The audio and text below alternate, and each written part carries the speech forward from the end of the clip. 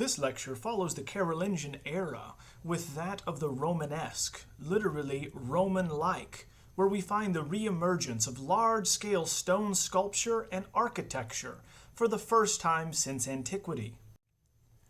The Romanesque era, as seen here, will find the Holy Roman Empire once again overlapping Germany, Austria, Switzerland, and northern Italy, and then the Kingdom of France slowly taking shape, whereas the Norman kingdom in the north, of course founded by the Normans themselves and Normandy, and of course they will control southern Italy and Sicily. Romanesque, literally Roman-like, for it was believed that the architecture at this time looked like Roman architecture. We have a breakdown of feudalism, the system of government and economics that is going to have held true through the early Middle Ages, where land-owning lords would grant property to vassals. In turn, these peasants would work the land in exchange for protection from that lord. Now, the economy around the year 1000 is still primarily agrarian, but what we are seeing now is the growth of cities and urbanization that will be the foundation for the Renaissance to follow. At this time, we have large-scale stone architecture re-emerging. The stone vaulting becomes more common in church and monastic architecture, and we find that timber roofs are really only retained in Italy in relationship to the early Christian architecture that preceded it there, like St. Paul outside the walls or Santa Sabina. As noted, the term Romanesque itself is derived from that of Roman-like, as they believed at the time the shapes looked like and reflected that of the dominant culture seen throughout of Europe left over from antiquity, ancient Rome, who used true or rounded arches in their architecture, such as seen here in the Colosseum, triumphal arches supporting aqueducts, and so on. Here, in an early example of Romanesque architecture, we have the Church of Saint Vincent. In this, we have masonry vaults and stone construction, and we can see in the structure the repeated shape that would come to define the Romanesque. Inside, we can see the barrel vault, which is continued throughout the nave and the side aisles, and of course continues the shape even in the windows. This is going to enhance the acoustics. The acoustical effect of these Gregorian chants are going to be designed specifically for these types of structures, reverberating the spiritual echo of the choir. The barrel vault is actually just an arch shape or a true Roman arch that is repeated and continued along an axis. That repeated shape of the arch then gives you a ceiling. The shape which is dominant is that arch, so we can find the repeated arch shape not only in the barrel vault, but in the side chapels as well as the window. This is going to be the defining characteristic for Romanesque architecture. Painted decoration within these early Romanesque churches are quite rare, but we find that they, when they do survive, such as seen here at Tuchel, are going to retain the same motifs and style that we looked at with the Ottonians. Here we see a Byzantine pantocrator. This case is going to be illustrating with the book held John 8:12, I am the light of the world, much as those we looked at in Sicily. So the subject matter is the same. The style, of course, is modified to reflect that of the previous Ottonian rulers.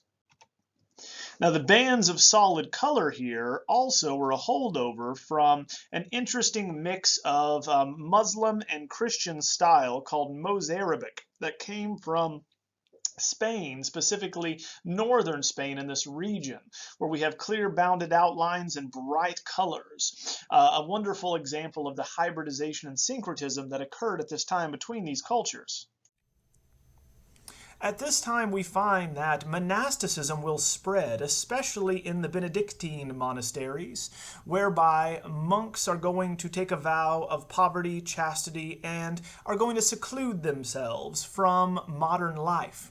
They, of course, are going to become the greatest patrons of the arts and remain the cultural centers that they were in the early Middle Ages, very often being the only places where people were literate. But they are also responsible for copying illuminated manuscripts and books of all kind, especially those brought back from the Crusades. For there are two new cultural forces at play in the Romanesque era that explains the explosion in buildings. One is pilgrimages. Second are the Crusades. Both of these are going to be sponsored and fostered by the church. We often forget that the Crusades actually saved Europe, taking it out of the Dark Ages. For when the Crusaders, bent on returning Jerusalem, the home of Christ, to Christian hands, once they recapture it in 1099 and slaughter all the Muslims inside, we find that they bring back the cultural treasures of the Arab nations that were controlling it. They bring back Homer, Plato, Aristotle, these classical texts that are then copied by monks, providing the groundwork for a new type of belief system in humanism to follow. Now, thanks to the prosperity of cities and the relief that the population had for the world not ending at the millennium, we have these large-scale building enterprises to thank God for sparing Europe and the Western world. Every millennium, of course, is going to find religious hysteria, for the end of the world is always believed to occur on a nice, even 1,000-year marker. When that did not happen, we build these pilgrimage churches that are going to house relics from the saints and celebrate the cult of the saints. And we can travel to these churches if we are unable to make our way all the way to Rome or Jerusalem. We can travel locally in Western Europe, in France, Spain, and modern-day Portugal. In fact, here are the pilgrimage routes for those that are going to crop up along them, building churches with new saints to venerate along the way. We can see that individuals would travel from the Holy Roman Empire and northern Italy, all the way through Toulouse, Moissac, Conques, all of these important routes that would lead to Santiago de Compostela, which is going to be the burial for St. James. Pilgrims are thus going to feature prominently on church architecture with the reemergence of large-scale stone sculpture as well. Here we have Christ and his disciples on the road to Emmaus. So like Christ, we too should be a pilgrim, and we too should take a pilgrimage to see these holy places and relics. Here we have the description taken from Luke 24, where Christ and his disciples are on the road from Jerusalem to Emmaus, and they are dressed as pilgrims, importantly.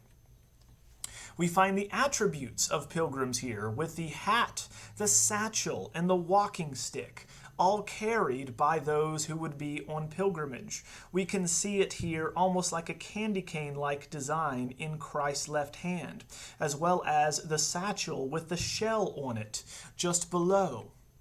The scallop shell, in fact, was picked up by pilgrims as evidence of their journey. They would make their way all the way to the Atlantic Ocean to show that they had actually succeeded and made it.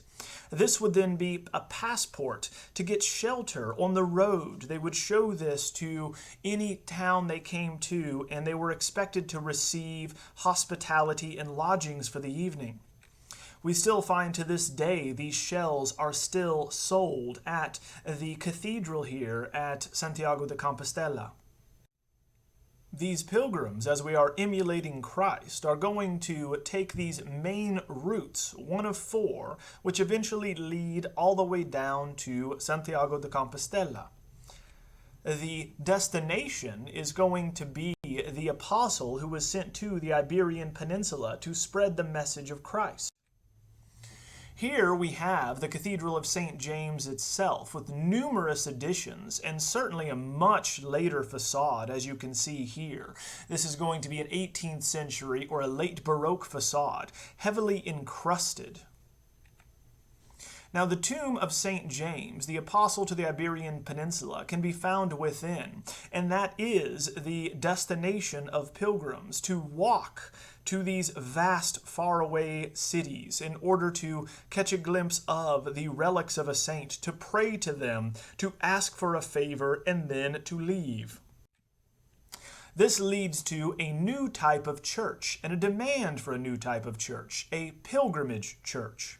It is still going to retain that Latin cross plan with an elongated longitudinal axis on the nave, with a shorter transept and forming a crossing. But we have a new system inside for maneuvering through the church. As we will discuss shortly, entering into the portals for pilgrims, we have several sculptural decorations intended for us, to greet us and to introduce us to what we will see within. The shapes one sees in St. James should remind one of the earliest Romanesque churches, for we have heavy, weighty masonry, much like we talked about at the Palatine Chapel of Charlemagne. We have a repeated series of arch shapes in the barrel vault, in the side aisles, and in the windows themselves. This is the Romanesque or Roman-like quality of the architecture, that is the repeated arch. Now, the Roman arch is going to define the interior space, which is not incredibly tall. Instead, we are emphasizing structural clarity, and then once again, the repeated shapes here within would remind us of the pilgrimage that we have undertaken. A pilgrimage church is going to serve not just pilgrims, but the local population, for they need to receive Mass as well regularly. And there is no telling if you're going to be walking from France, Germany, or northern Italy when you might arrive. And so we find we have two different populations, and we need to account for them. So here we have the nave, the crossing, and the transept. But notice we have additional radiating chapels and an ambulatory in the apse. That is because pilgrimage churches must accommodate large crowds that need to move in and out of the structure unimpeded at any time of the day. So this structure is even larger than Old St. Peter's, 30 feet longer in fact, and it is 230 feet wide. Now, as we are going to enter as pilgrims through the transept, and locals would enter through the west portal, we would walk through the transept around, through this walkway, this ambulatory, to see the various chapels, these radiating chapels, to light a votive candle, to leave money, to ask these saints for their blessings, for their favors, and then walk out without interrupting Mass that is occurring for the local population directly, once again, west of us. So we can easily move through and then reach these relics and then leave. The plan looks a lot like the earlier plans, including the side aisles of Old St. Peter's and these basilica types. However, it continues those side aisles all the way around the structure, around the transept, and around the apse itself. Thus, it is going to physically separate the two populations, serving two different goals. Here we have the interior, where you can see the local population worshiping at the high altar, and then the side aisles, which are going to allow us to walk around without disturbing them. Pilgrims, of course, would travel from hundreds of miles away, if not thousands, to see the reliquaries. Now, reliquaries are going to be sculptural structures that hold and protect a relic, which is associated with the holy person, generally a part of their body, but could also be something that they touched. Here in the reliquary statue of Saint Foy, or Saint Faith, we have an example of a child martyr whose skull is located within this structure and is taken out periodically to venerate. Note that we have this as an example of holy robbery, for the Relics of Saint Foy were going to be taken by the monks at Conques because they insisted that the saint had wanted them to steal her relics and move her there. This, of course, is a shrewd business move because people will come from miles around to leave money at your monastery to ask for this saint's favor. Therefore, we need to suggest how significant this saint is, and of course the worship of the saint by bejeweling it, encrusting it with all of these layers of gold, of precious metals and jewels. The presentation of the saint who is facing in a forward fashion on a throne would remind us of the Theotokos, or the Mother of God, as we are going to directly engage with her so she can intercede on our behalf. So in a spiritual fashion, she is going to do us a favor. She will help us. Turning to the development of church facades and sculptural decoration, the largest sculptural ornaments would be found in the Romanesque era on church portals or entryways. This is when we find that mute facade, such as that at Saint Vincent, which does not have decorative elements, will be replaced by speaking facades, as they will become known. The Romanesque church portal would develop in complexity and eventually evolve into the Gothic portal. Here we find that theological messages could be conveyed to a very wide public audience, for we have the largest area above the doorway, the tympanum, will be used, the semicircular lunette, for large sculptural reliefs that will eventually show Last Judgments. Below you have the lintel, or a horizontal beam, supported by a trumeau and door jambs, and above we find archivolts and voussoirs, the stones that are going to make up the archway. All of these various elements would eventually be decorated with figural designs and relief sculptures. An example of this can be found at Saint-Pierre-et-Moissac, another city and church along the pilgrimage route to Santiago de Compostela. In the entryway for pilgrims, we have a scene that will develop into a Last Judgment format here shortly. The tympanum, again, is the largest area above the doorway, giving us the largest space and place to showcase these iconographic motifs. Here, the most common theme found on these church tympana will be the second coming of Christ, shown here as the king and judge of the Last Judgment. This is appropriate because in several verses in the New Testament, Christ is referred to as the door. In John 10, for instance, he is referred to as the door of salvation, for he states, "I am the door. Who enters through me will be saved." So we enter through the church doors. We can gain salvation. We enter, of course, salvation through and thanks to Christ. Here in the second coming, we have the vision of Christ as described in the book of Revelations. We find that there are rippling bands, a sea of glass like crystal, described in Revelations chapter 4. There are 24 elders with gold crowns on their heads directly below that rippling sea of glass. Here we have a detail of it to illustrate this vision that is going to be recounted by St. John the Evangelist, as all of these elders anxiously look up for Christ's last judgment. Christ above can be identified with the cruciform halo or equidistant Greek cross. On either side of him, we have the symbols of the gospel writers and then angels. He holds up 2 fingers in the blessing of benediction with his right hand. With his left, he supports his teachings, his writings. Here are the 4 evangelists that are going to be symbolized with the bull, the winged lion, the eagle, and the angel, or Matthew, Mark, Luke, and John, thus, of course, showing us in the book that he has opened that says Pax Vobis, or peace be with you, that he is going to have communicated his teachings through the gospel writers themselves. Angels on either side as well are very elongated and hold scrolls recording the deeds of humans. Thus, of course, we will be judged based on what we have done on earth, and then based on the teachings of Christ, whether or not we gain salvation and everlasting life after that.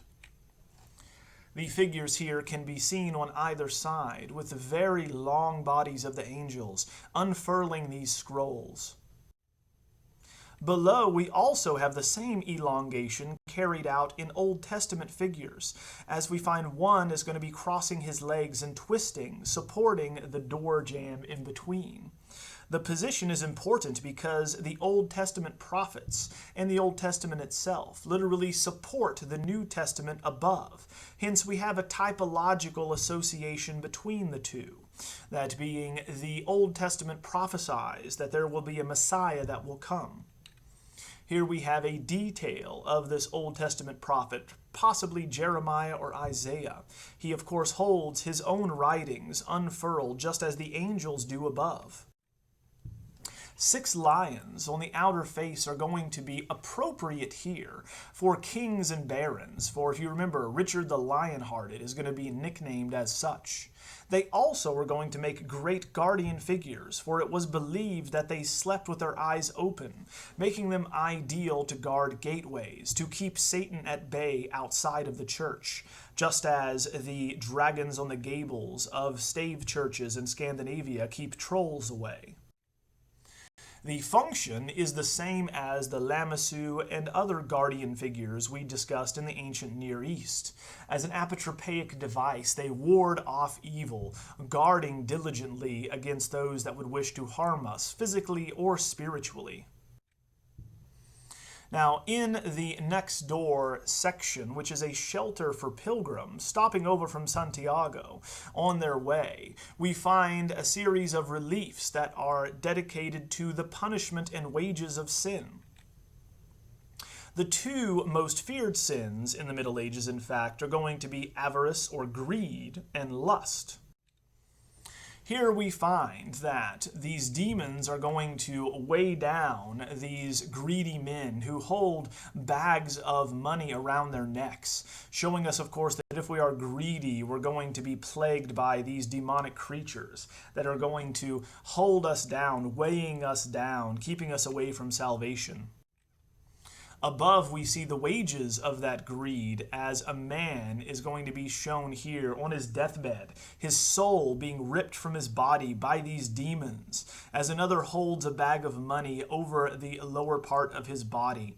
Thus, of course, he was focused on the wrong thing, while his widow cries next to him, and an angel at the top of the scene is going to show us that he should pray. He should once again have been focused on the next life instead of the money he was losing and could not take with him in this life.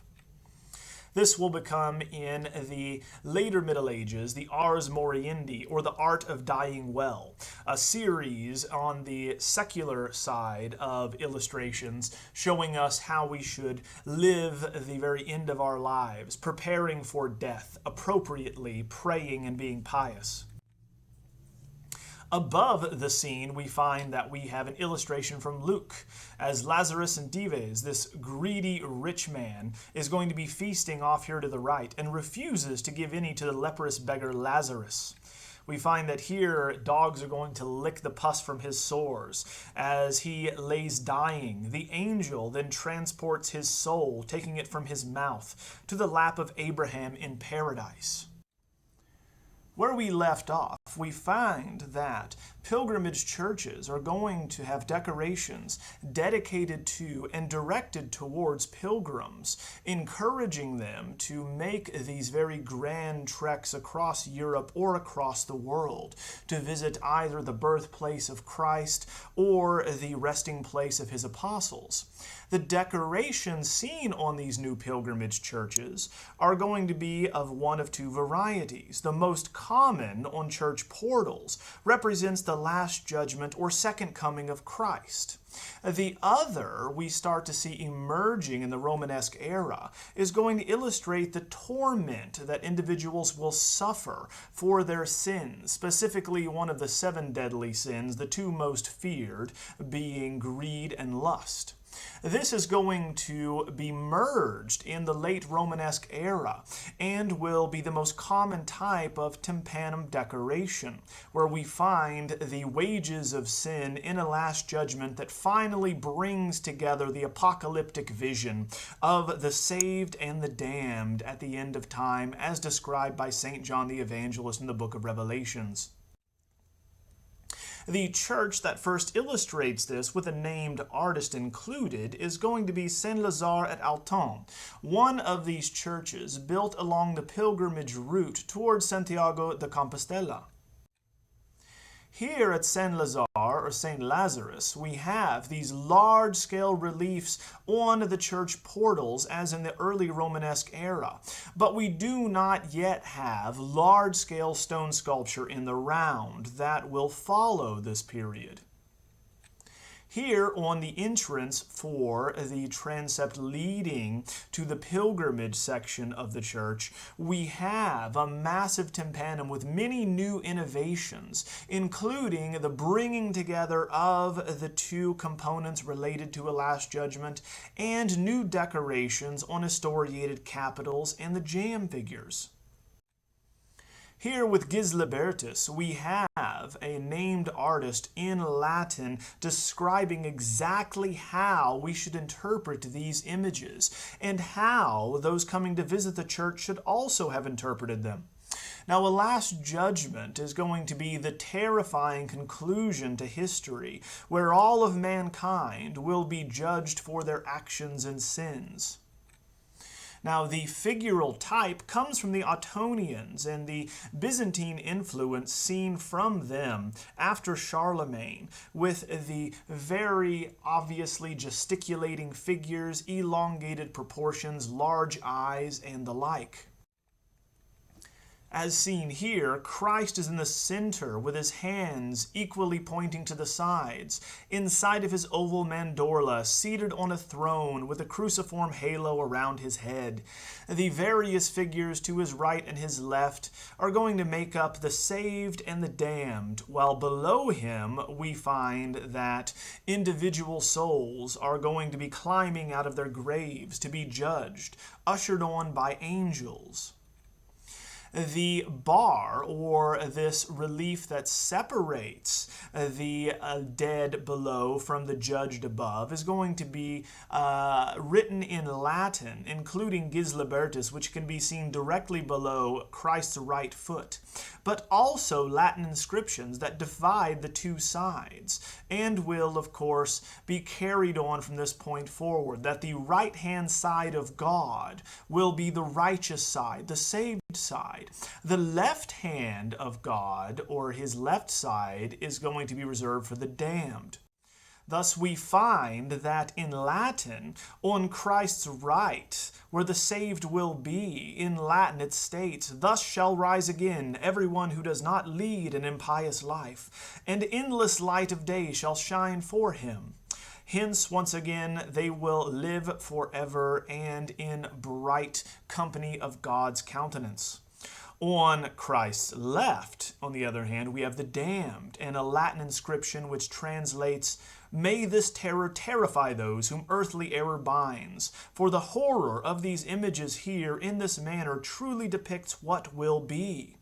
Hence, of course, the torments that are going to be witnessed here should terrify sinners and, of course, continue their impetus to visit these churches, to pray for salvation, and to leave gifts to these saints. Now, signed directly below Christ, we have Gislibertus, which will have an inscription, a votive, also requesting that spectators crossing underneath this tympanum would pray for him. Now, recently, it has been argued that this is in fact not the name of the sculptor, but the donor who paid for it, right? And so not the artist's name. Either way, we have a person associated with this work, understanding that the more prayers can be said for his soul while in the church will lessen his time in purgatory. Below, as we begin this process and angels trumpet the sound of the Last Judgment, we have them dragging these souls out of their ornamental sarcophagi, which may be difficult to discern from modern eyes, but if we compare it to illustrations of earlier sarcophagi, you can see how they are similar, and that the audience at the time would recognize these as coffins that these nude figures are clambering out of, horrified to be judged at this time. Above, we see why they are concerned with the weighing of souls, as it is known, where we find the archangel Michael is going to be weighing a man's soul, while demons are going to be pulling on the opposite side of the scale. Surrounding them, we have the various torments associated with hell. Off to the right, we find, seen from above or an aerial view, a basilica, whereby all of these souls are funneled into it, and this mouth of hell is coming out with this devil that's going to be capturing, that's going to be pinioning the figure of Luxuria or Lust, this nude woman who will have a snake wrapped around her, biting her left breast.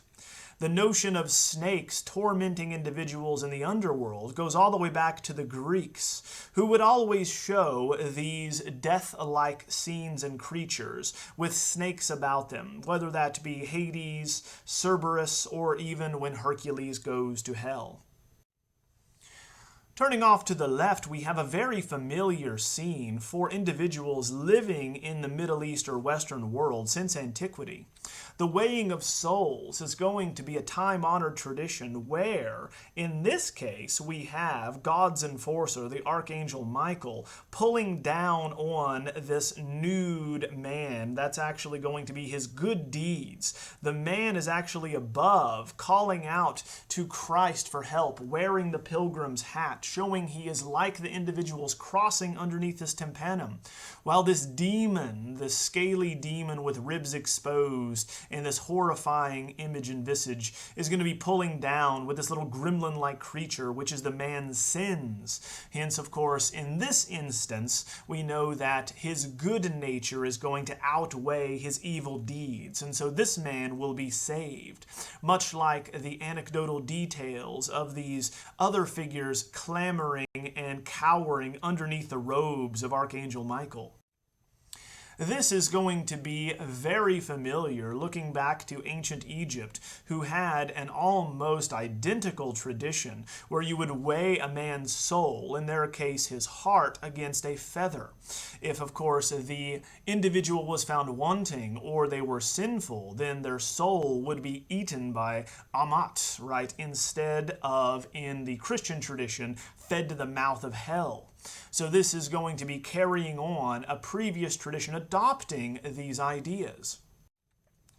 Now above, we find that Christ, shown in an oval mandorla in hieratic scale, thus larger than everyone else, is going to carry on from early Romanesque images of Christ, only now we combine that with the compartmentalization of his judgment, as we find that people are in small boxes or areas off to his right that are saved, and are then sectioned off in other areas to his left that are damned.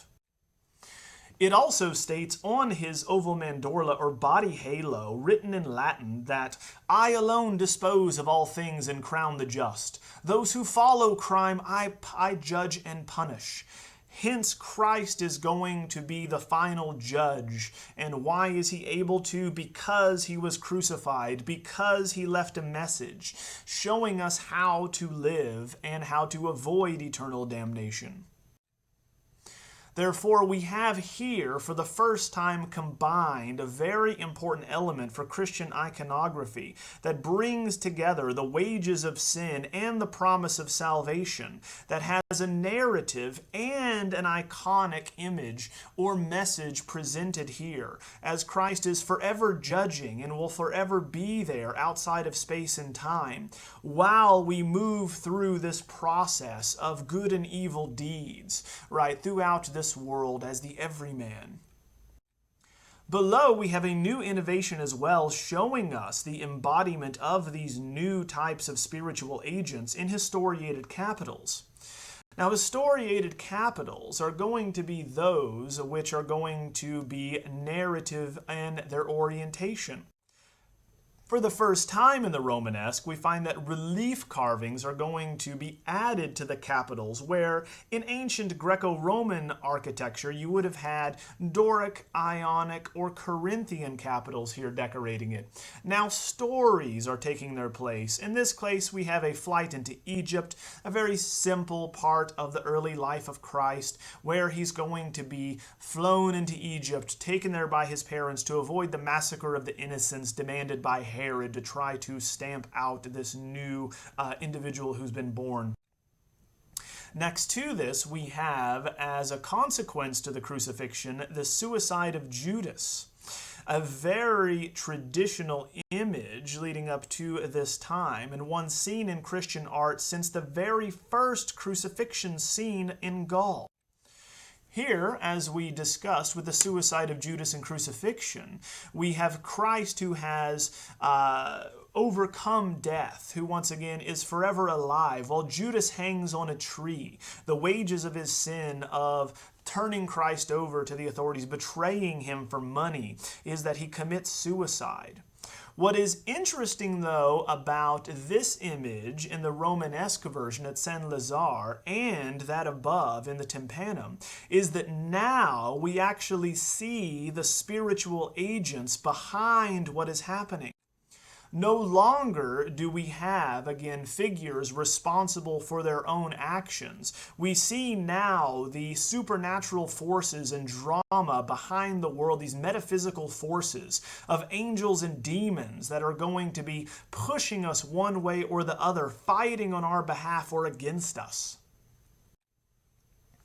Now, the agency seen in Romanesque sculpture is not generally going to carry over to freestanding sculpture, which most will be polychromed wood or a multicolored wooden sculpture that is very cheap, lightweight, and is designed to be carried in processions. The sculptures that are made of bronze and or other metals or alloys are reserved primarily for aristocrats and ecclesiastical patrons and are very rare indeed at this time. But none of the sculptures that we will discuss from the Romanesque era that are freestanding or carved in the round are, of course, monumental. They are not grand. They're actually quite small at below 2.5 feet on average.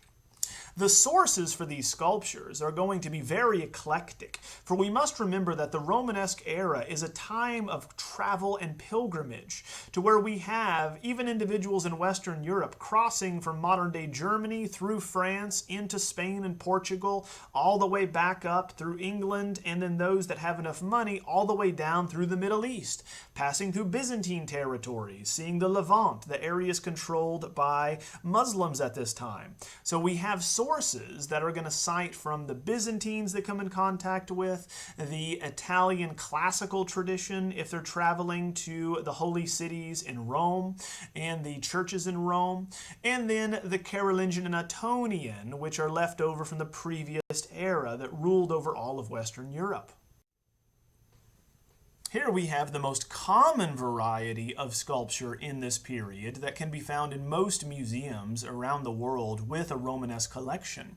The Morgan Madonna here, it's going to be in the Metropolitan Museum of Art in New York, is actually a reliquary, which is the function most of these small-scale wooden sculptures fulfilled, in which we find that they are going to hold and be designed to protect a relic or an object associated with a holy person, which could be something they touched or part of their body.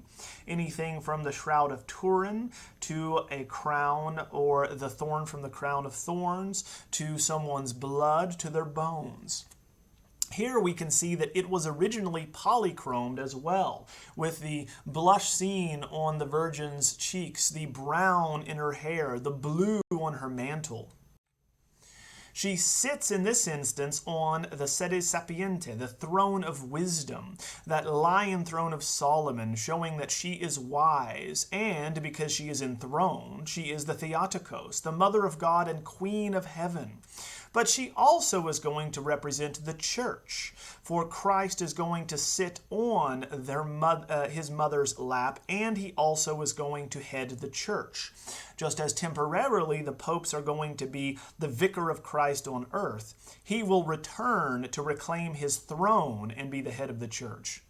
The figures here, which is going to show Christ as a tiny adult, are rigid, and they are going to be upright in strict frontality and emotionless in this way, appropriate for a sculpted version of an icon, which is what they are based on.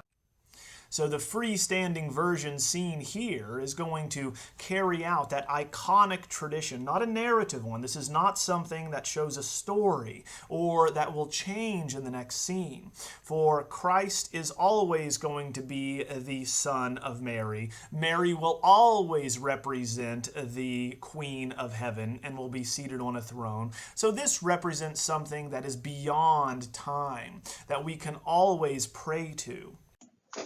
Now we will turn our attention south and look at art in Italy during the Romanesque era and the division that would rise between the papacy and the empire. Looking at a map of Europe in the Middle Ages, it is important to note that the Frankish kingdom set up by Charlemagne would still remain as the Kingdom of France, with a small section in the north taken over by the Normans, given to Normandy. In the south, we find that the Holy Roman Empire exerted a great amount of influence in northern Europe, whereas in the south, we find the Norman kingdom is going to also exist, or the kingdom of the two Sicilies, as we talked about. Slowly but surely, Italy will begin gaining independence and pushing these foreigners out of their territories. During this transition, we find friction developing between the Pope himself and the Holy Roman Emperor. By the 11th century, we find Pope Gregory VII attempts to reform the church, much as we find Paul III does after the Protestant Reformation in 1563. Here we find that Gregory is going to eliminate simony, or the practice of selling clerical offices, as well as allowing clergy to marry outside of church law. He also ended the emperor's right to appoint clergy. We find that in response to this, Henry IV rebuked the Pope, and in turn, the Pope excommunicated him. Therefore, the emperor had to perform penance in order to get back in the good graces of the Catholic Church, who gives him authority, who states that God decided he should rule. Thus, we begin the schism, the fight between the papacy and the Holy Roman Empire. Now, the influence of imperial Rome, going back to antiquity where we began this class, and early Christian Rome is very strong in Italy, and it explains many of the quirks and many of the idiosyncrasies that we find that separate it from the rest of Europe, whereby in the Romanesque era, most churches are going to be built in stone. Turning first to the south, we have the center of monasticism and the cradle of it in Italy. Here, Monte Cassino will be built, a very important monument throughout the Middle Ages and famous today for its role in World War II. It is again the cradle of Latin monasticism, founded by Benedict of Nursia in 529, on a peak between Rome and Naples and Campania.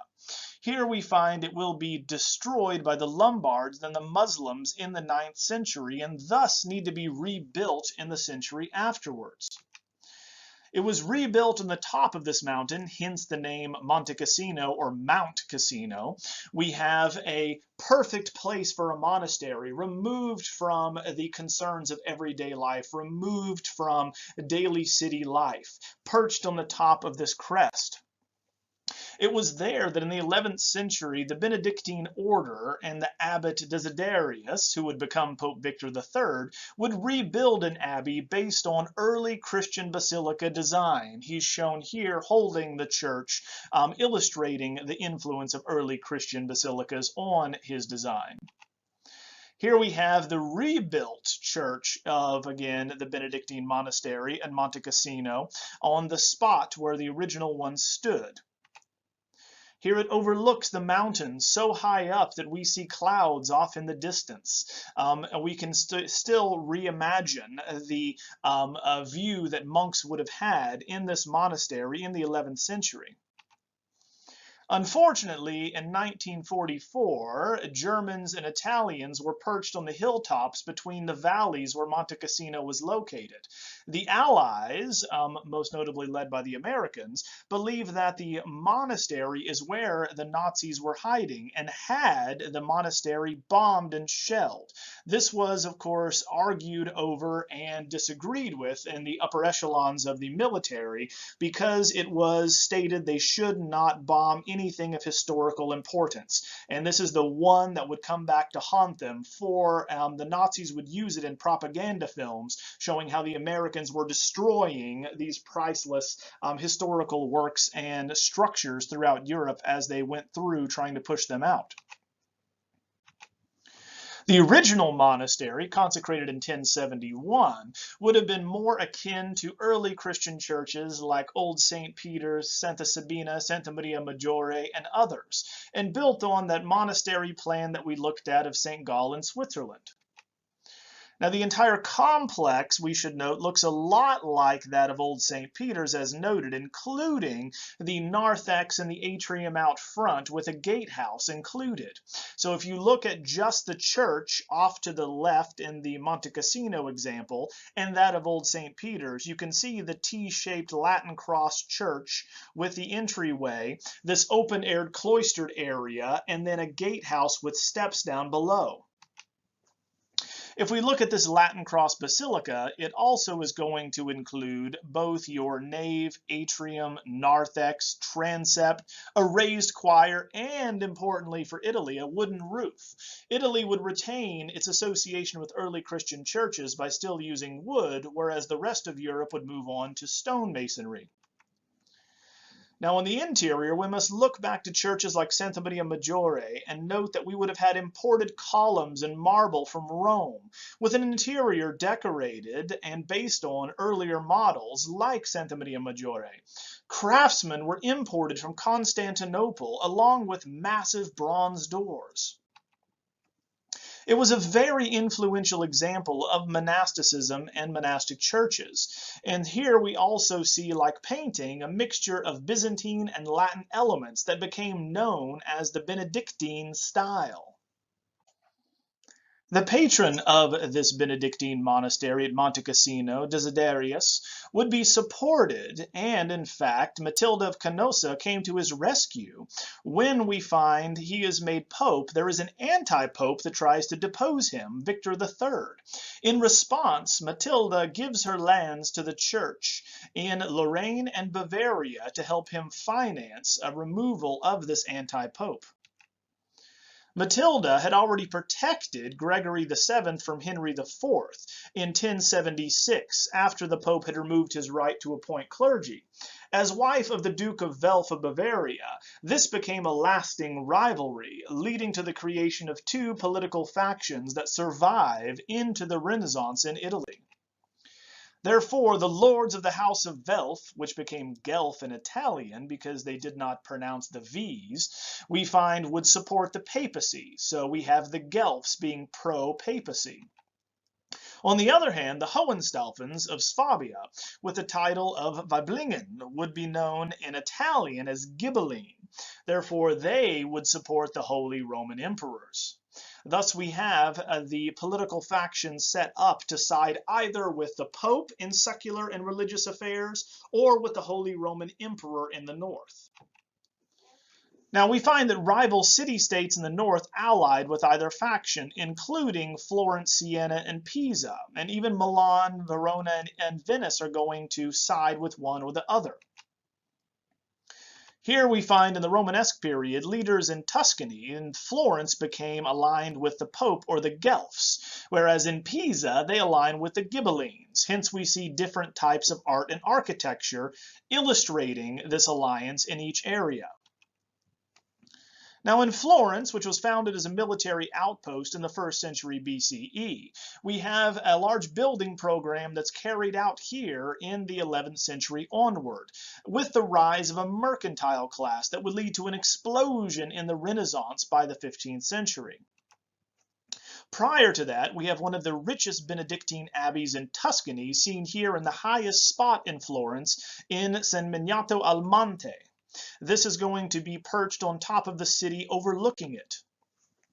In San Miniato al Monte, or St. Minius on the Mountain, built between 1062 and 1150, we have a Romanesque example in the Tuscan style.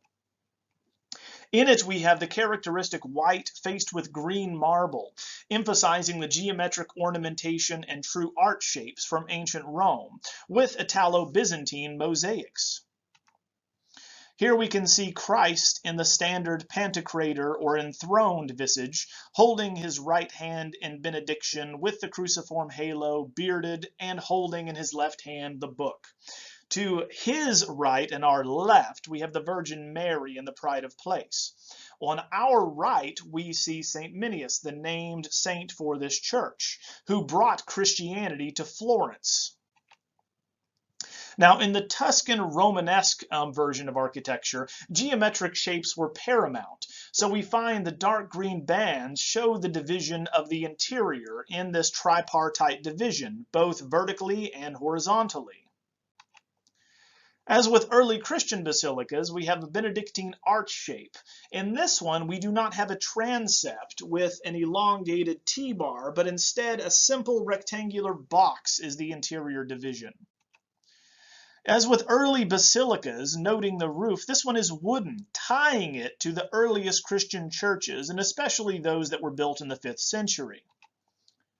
The tripartite elevation is important as it relates this church is associated with a saint, for we have in the lowest section the crypt, where the saint is kept in his relics. The second level is the main level where the congregation would gather for Mass, and then the highest level would be the high altar and the choir.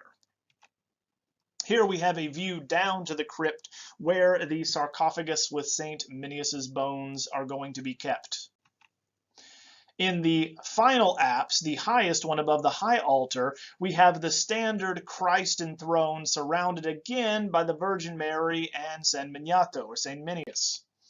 We find that the images, the Italo-Byzantine style of Christ with a cruciform halo, presenting his right hand in blessing while his left with his word, the gospel, are going to be quite common. Now we're expanding on that with the 4 gospel writers, Matthew, Mark, Luke, and John, off to the side, symbolized by their various animals and personages, such as the eagle, the winged lion, the winged bull, and the angel. Then flanking them in paradise, we have these trees and the foliage and animals, showing that this is a vision of heaven. We have the Christ's mother here, and then the saint for which this is dedicated. Turning to another important structure built in Florence during this period, we're going to find the religious heart of the city, and that's going to be in the Piazza del Duomo. Named for the piazza of or plaza of the cathedral, we have the religious center, which was true in every medieval Italian city, whereby you would have a cathedral or the head church of the city. You'll have many churches, but only one head church. Then the baptistry and campanile. Now, the baptistry is the oldest of these 3, and you find that the baptistry itself is going to be Romanesque and built on top of the foundations of a Roman bath from the original foundation of the an original structure here when Romans first inhabited this valley in the 1st century BCE. Now, the baptistry was dedicated by Pope Nicholas II in 1059, and it is the standard octagonal shape, much as we discussed in Ravenna and other areas in the north, and especially the Arian baptistries. The same white marble revetment and dark green banding can be seen throughout, matching it with San Miniato al Monte, and emphasizing the geometric forms as well as the true arch or rounded arch shapes. The octagonal structure again refers to the symbolism embedded in the number 8. That is, we have 6 days of creation in the book of Genesis, followed by a day of rest on the 7th, and then on the 8th day we have recreation or rebirth through baptism. Hence, resurrection, in order to be resurrected, we must first die and be reborn into the church. So we're combining again the circle and the square, the dome and the base, which is heaven and earth, forming the octagon. The Italo-Byzantine mosaics inside were added in the 13th and 14th centuries, much like the Italo-Byzantine mosaics in Ravenna. In this instance, we often compare them to the Pantheon, yet now decorated in this medieval style. So the interior space is very large for the time and is often compared, because of the oculus, to the Pantheon in Rome, the best surviving church from antiquity, as it was converted from a pagan temple into a Catholic church. Here we have episodes from the Last Judgment now, possibly later decorated by Copo di Marcavoldo. Now, turning to what happens in Italy in the Romanesque era, we have the influence of imperial Rome and the early Christian tradition remaining strong. So the churches built in Italy, interestingly, while their northern neighbors are using stone construction, will harken back to early Christian churches and the first Christian emperor to remind Italians of this grand tradition when they ruled over the world. Turning to Pisa, we have a maritime power that's going to rise in the Romanesque era, and as with all civilizations, in order to showcase their rise in power, they will commission great architectural structures to show off to the world.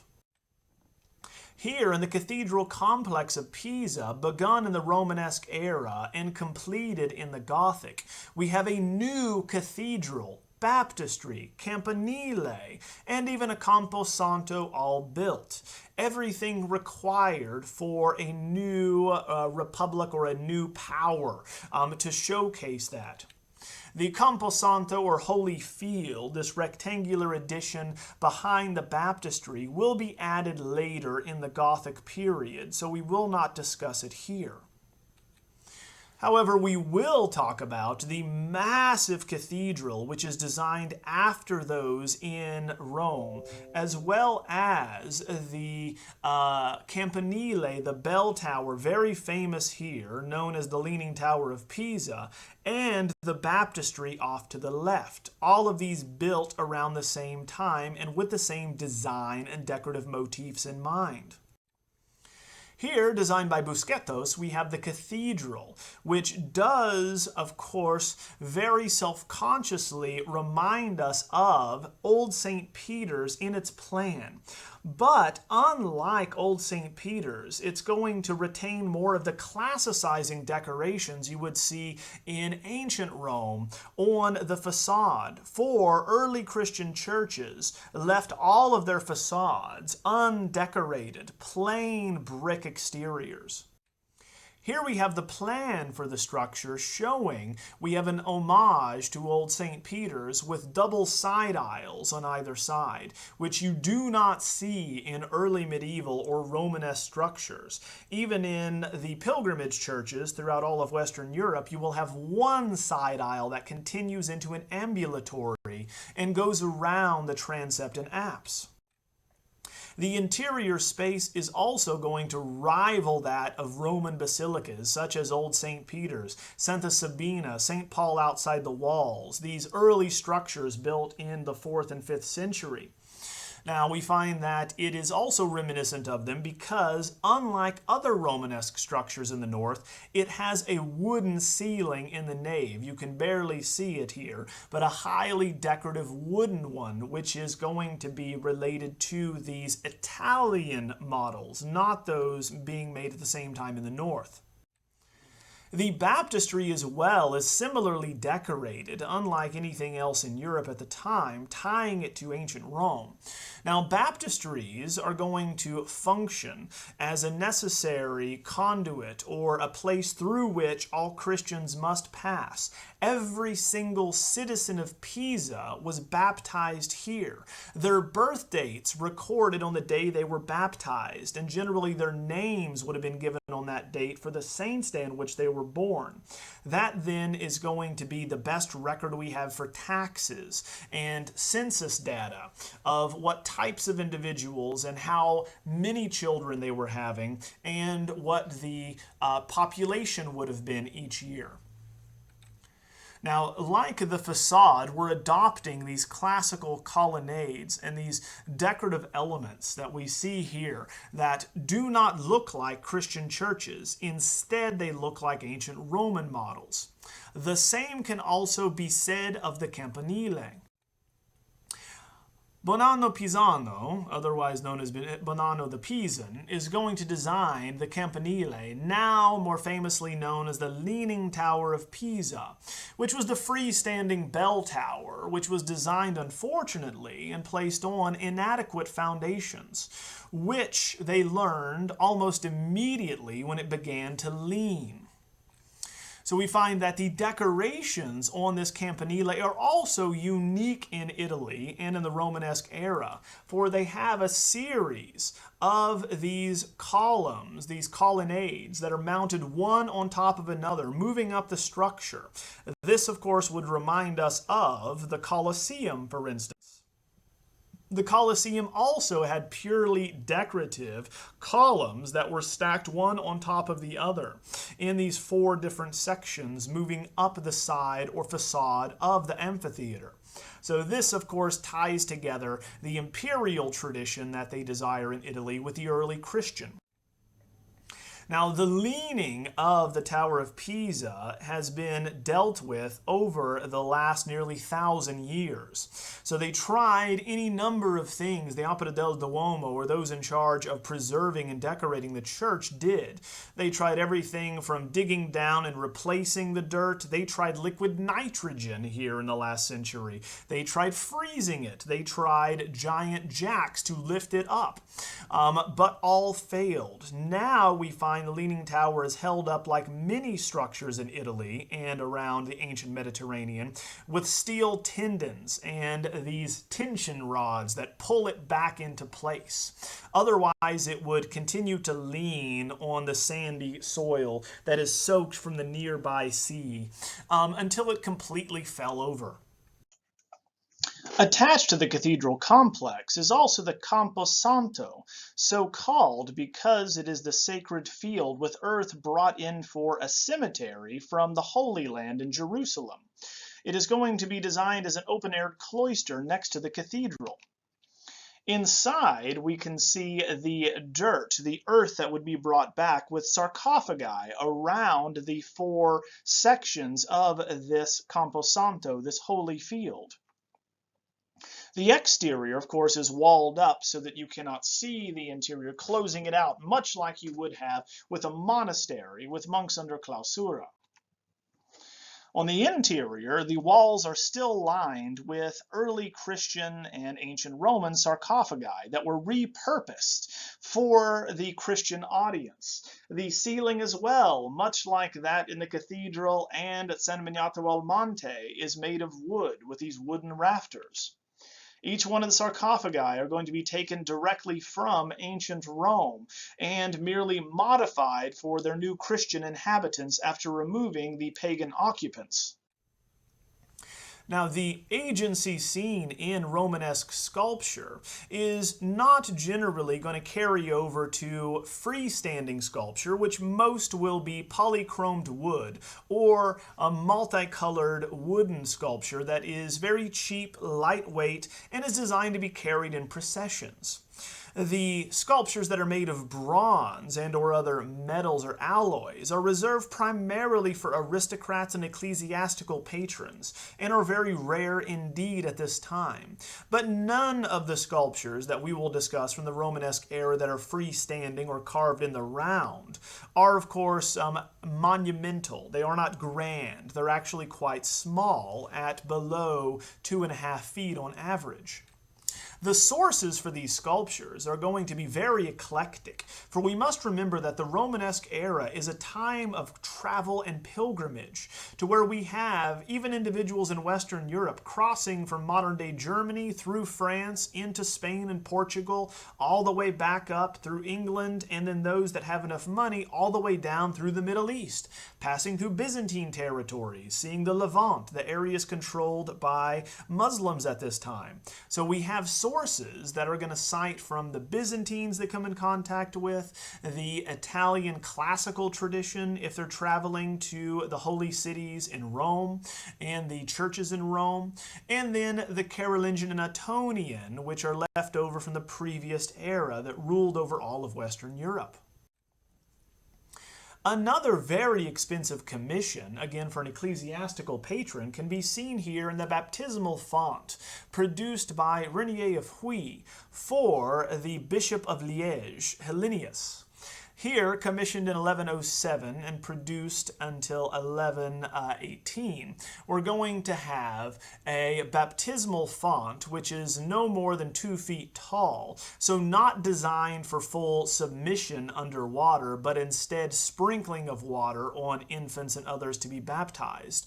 We appropriately have something associated with Solomon and showing images from the Bible of famous baptisms. The 12 oxen at the base of this structure is inspired by Solomon's temple, described in 1 Kings chapter 7, where we find there was a basin in Solomon's temple with 12 of these oxen. Now, that is an Old Testament reference, so for New Testament viewers, they would of course see this as a prefiguration of the 12 apostles and baptism to be spread throughout the known world in the new sacrament for Christianity. Anytime we have another tradition which is going to numerically be associated with Christianity, these assumptions and associations become common. As we discussed in Islamic art, the Court of the Lions is going to be kept whole because, again, the 12 lions can be seen to prefigure the 12 apostles, even though the structure was built by Muslims and those of the Islamic faith.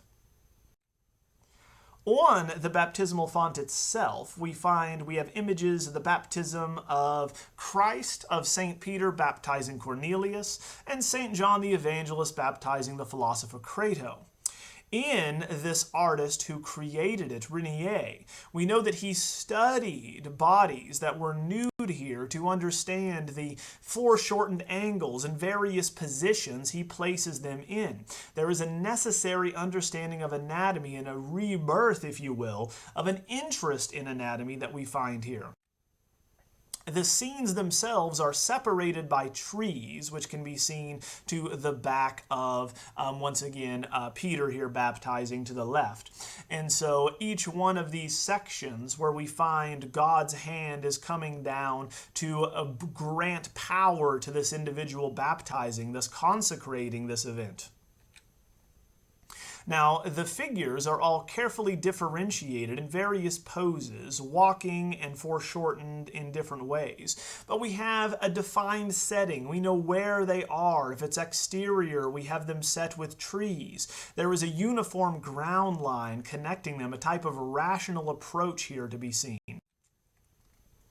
And like Byzantine fashion, we find that the water is going to ripple in waves rising to cover the nudes, which of course they are uncomfortable with still at this time. Even if you would completely submerge someone in water, we still would cover them up, especially Christ, who here we find St. John the Baptist is going to be baptizing, whereas the dove of the Holy Spirit and God above are going to be brought together in this image of the Holy Trinity. Another excellent and very expensive example of Romanesque sculpture comes by way of the workshop of Nicholas of Verdun in his Shrine of the Three Kings, constructed between 1190 and 1230. The structure itself was for Emperor Frederick Barbarossa and was made to house the relics of the Magi who came once again to see Christ after his birth.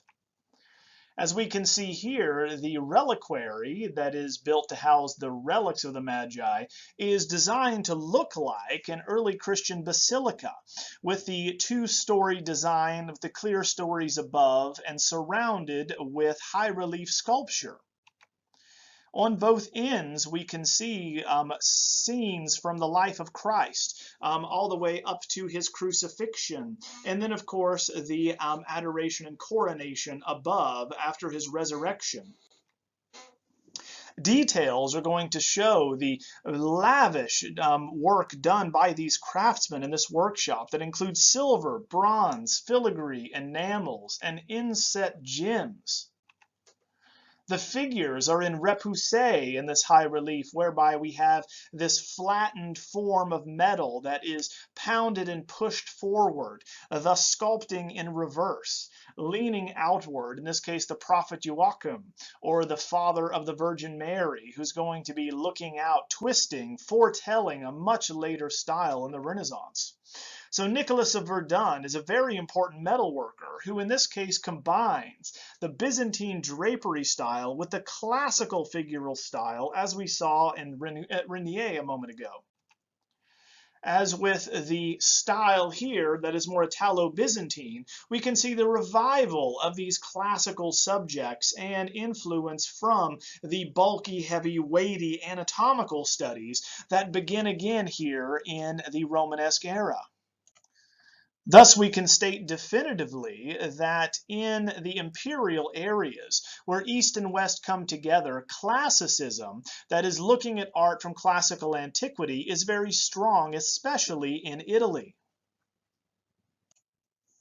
Turning our attention northward, we now will look at the last area for this class, Normandy and Western France. Now, Normandy, it must remember, is named for the Northmen, who the French were fighting off for decades and eventually are going to give to these Vikings, hence renaming the area Normandy, the land of the Northmen. So we find that Normandy is going to rise in power and eventually control England as well as Sicily and southern Italy, or the Kingdom of the Two Sicilies. So here we see this begins all in Caen and an important battle at Bayeux. Here we find that William the Conqueror is going to be born in this palace, the Château Guillaume Conquérant in Lower Normandy. William the Conqueror, otherwise known as William the Bastard, who is the son of Robert the Devil, who would die on pilgrimage to Jerusalem in 1053, became Duke of Normandy at age 7.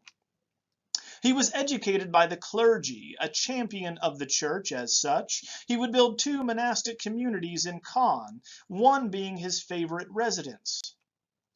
So William, in fact, showing how important the church was in Caen, is going to be buried here in 1087. The multi-towered Westwerk, remember very common in Carolingian basilicas, is revived here for its imperial and northern connotations.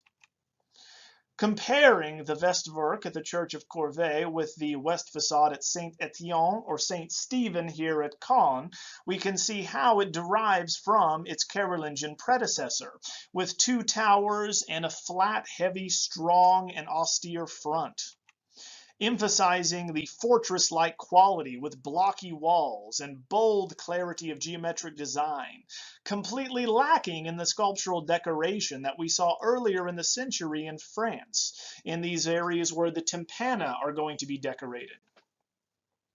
Here, the cathedral at Saint-Lazare is a good example, which actually has a very ornate tympanum, but is completely lacking in these Norman examples. The tripartite facade, which is divided between the nave, the side aisles, and once again is going to reflect the interior with a continuous open gallery with walls of solid stone throughout. We can see here the lower level, the mezzanine level, and the clear story are going to echo the same design and division from the tripartite exterior. The rounded arches at the bottom tell us this is Romanesque, but we can already see the movement towards a new style in the rib vaulting above. The timber roof in this instance is replaced with quadripartite rib vaulting, or groin vaulting, if you will, in 1115, and eventually making it a sexpartite vault in 6 sections. The most important element to remember here is we no longer have continuous masonry on the ceiling to form a half circle, but instead is supported with the weight on ribs, this one element. And so we actually see where the weight is supported in these solid areas. If we compare this again to the Church of Saint-Sernin of Toulouse, you can see the X-shaped patterns. That is what is actually supporting the weight of the structure with the rib vaulting, thus foretelling a new technology which will allow us to build bigger, higher, more vertical structures. So the shorter transept and larger ambulatory are going to also be indicative of the pilgrimage church plan that we saw since St. James at Santiago de Compostela, but will now be taller. Here, comparing it to St. James, we can see the continuous true arch shape or rounded arch shapes will be replaced by these pointed arches, thus slowly shedding the true rounded arch and moving towards a new aesthetic. Therefore, the 3-story elevation that lets in more light and makes the nave appear taller, with these diagonal and transverse ribs as a structural skeleton, will foretell Gothic architecture. Now, in 1066, important for European history, William's fleet of 400 ships sailed from Caen to England to claim the throne there, claiming they had the right to it. Edward the Confessor had died at that time, and Harold, his brother, was paying fealty to William, but instead decided to claim the throne for himself. William was incensed and attacked him. What followed would historically and famously be known as the Battle of Hastings on the 14th of October 1066, where the Normans, led by William, would fight the Saxons, led by Harold. William would, of course, in the end be crowned the King of England, and the Normanization of England as we know it would follow. So the English in the battle were on an elevated ridge, but William feigned a retreat and drew out the English and picked them off one at a time with his flanks. The battle was recorded in the famous Bayeux tapestry here, commissioned by William's half-brother Odo, the Bishop of Bayeux, to justify William's claim to the English throne, illustrating what had happened. In it, we have 77 yards of embroidered linen, which is analogous to the literary epics of the day, and where originally it would hang in a castle hall, and finally in the city's cathedral. The continuous scroll fashion is much like the Joshua roll we looked at earlier, reviving these earlier classical precedents and the imperial precedents, showing boat building, sailing the Channel, landing in England, and finally the official Battle of Hastings. The same concept had been used earlier on Trajan's column, showcasing the preparations for war, the travel to the battlefield, and finally the event itself. Instead of scrolling around a continuous column, though, we have it now unfurled continuously in one horizontal register. The elongated and lively figures are very well known by now, inspired by Byzantine and Ottonian art, are going to be seen on the top and bottom with exotic animals, fables, sexual acts, and slain soldiers decorating the marginalia. As can be seen here, we have the soldiers and then the horses falling in battle, with various other elements that are not associated or are extraneous to the scene above, such as animals, birds, lions, and others are going to decorate this scene. We also have an episode of Halley's Comet, which supposedly foretold that Harold would be overthrown by William, seen here outlined with Stella in this very interesting decoration, with everyone pointing to it. The figural proportions and agitated gestures, as well as the simplified architectural features, derive from the manuscript illumination of the Ottonian period, whereby simple figural elements are going to be shown amid a backdrop. Here we can see that we have the Normanization of England, or what was done at and begun at Caen, carried out after the fall of the English, and the Saxons were overthrown. Thus, churches were rebuilt in this new style to conform to the Norman style.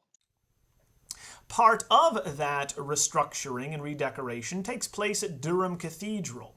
Now at Durham, we know that the east end here is replaced by a Gothic choir, so we must ignore the stained glass lancet windows. However, the nave and transept inside is going to be very telling and important for the history of architecture. Here we find in the vault, which is about 73 feet tall and still relatively rounded, a new invention that will allow architecture to grow to incredible vertical heights and challenge anything that has been designed before. This is going to be made possible by way of ribbed groin vaults, where we have crisscrossing rounded ribs that pinpoint the weight of a structure on smaller pier clusters or areas, much more like pendentives in the Byzantine tradition. So instead of, with the Romanesque, having a barrel vault, which as we can see here in the Cathedral of St. James at Santiago de Compostela, is going to have one solid arch of stone that is continued throughout the roof here. Now we can have less material used with these ribs, this X-shaped pattern that we see, to where we no longer have rounded arches, but now we have pointed arches. So here we're going to find that the easy way to identify these new types of quadripartite rib vaults is on plans looking for X-like patterns. So these X-like patterns are going to show us that the weight of the roof and the vaulting is going to be pinpointed more specifically on those areas or X's, leading to those piers you can see them terminating into here on either side. What this allows, looking upward at the vault, is going to be a 3-story elevation instead of a 2-story in the early Romanesque churches, which gives us this central mezzanine level that lets in more light, that makes the nave appear taller than it ever had before. That, of course, allows us to see the ribs composing a type of structural skeleton that will now allow us to build taller and open up for more light and stained glass, these structures that will attempt to reach the heavens in the following era, foretelling the light, airy quality of Gothic architecture.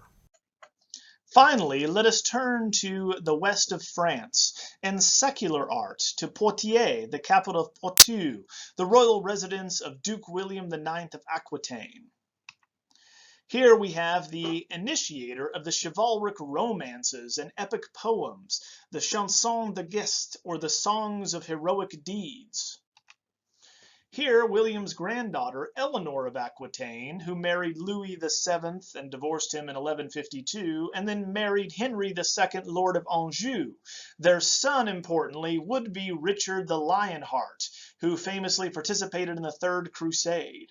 The reign of Eleanor of Aquitaine and Richard later on would overlap the Romanesque and Gothic periods. Now here he would patronize, and of course Eleanor would as well, the idea of courtly love, where artists, poets, and literati would celebrate this type of chivalric romance. Here we can see examples of that in a casket with scenes of courtly love, enameled, and not for a religious purpose, but for a secular one. Here with this casket, you would of course hold private items, jewelry, etc., so not to be used in a church, whereby we have different scenes with men trying to court women and them falling in love with them. So off to the side, we have a troubadour, a lyrical poet who plays a music for this lady trying to capture her heart, this bird flying in towards her. She rebuffs him, but the bird of desire, of course, still flies towards her. The same bird can be seen, as we will see in Annunciation scenes, representing the amorous desire of men. They're flying through the air and deep into her house, as it is going to be seen in these poets, is going to be an understanding of the act of congress, whereas the bird is a stand-in for the male sex organ. So we see the same elements shown in religious art when the Virgin Mary is impregnated by God with the dove of the Holy Spirit flying towards her. In virtually every Western language as well, we find that there is slang relating to some type of bird for a phallus. Here we find off to the right with the surrendering of the man to the woman, where he pledges his servitude for her as she has captured him, holding the bird in one hand and then with a noose around his neck with the other. So he is now a prisoner of his own desire, as the lady has captured him with this leather strap.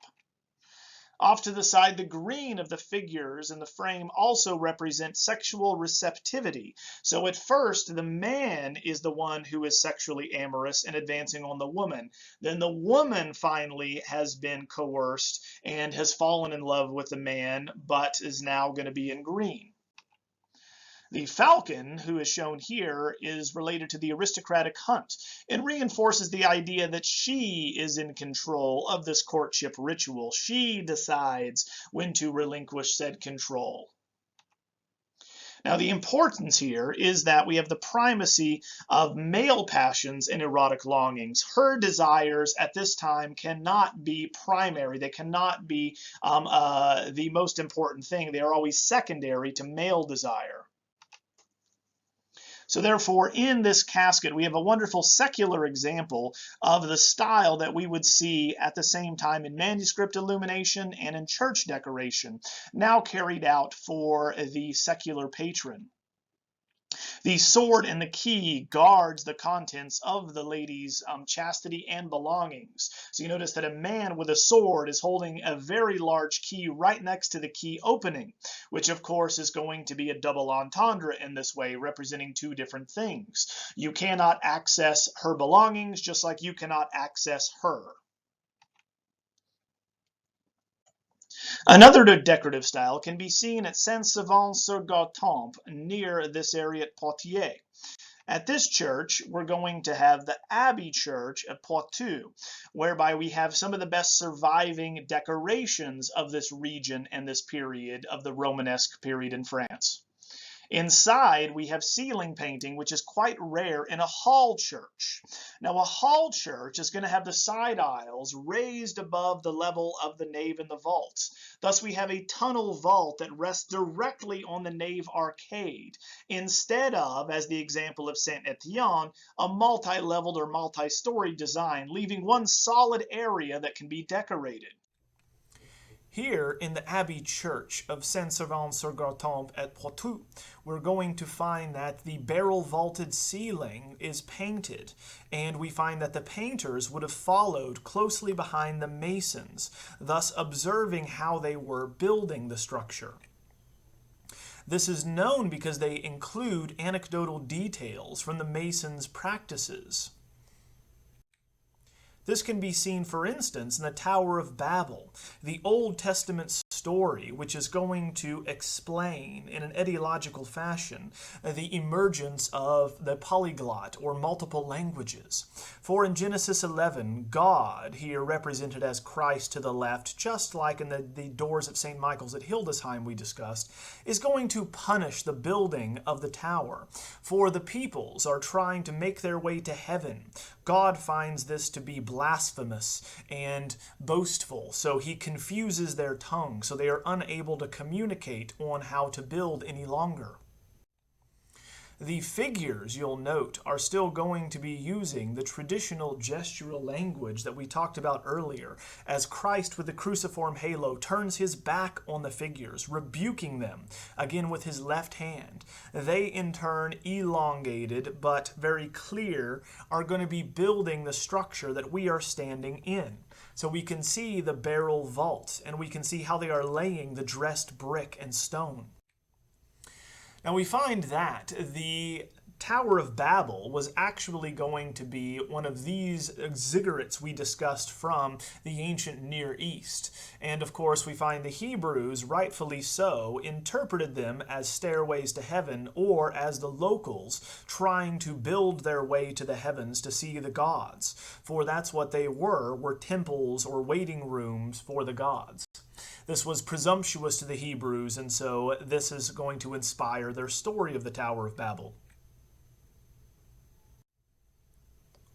Though it might strike us as unusual that they choose a contemporary architectural ensemble and setting to locate us in this ancient tale, this is quite common in the early and later Middle Ages, for we find that they make it relatable and relevant to the audience at hand, showing them structures they would see as the tallest that have ever been seen at that time, to relate to it, just as we see here at the right, locating us at Nahor with the medieval or late antique, again, city here in the background to the right. The figures, again, are going to be taken from that Ottonian figural tradition, as they are elongated, the eyes large and emphasized, the gestures very clear, and the figures attenuated and stylized.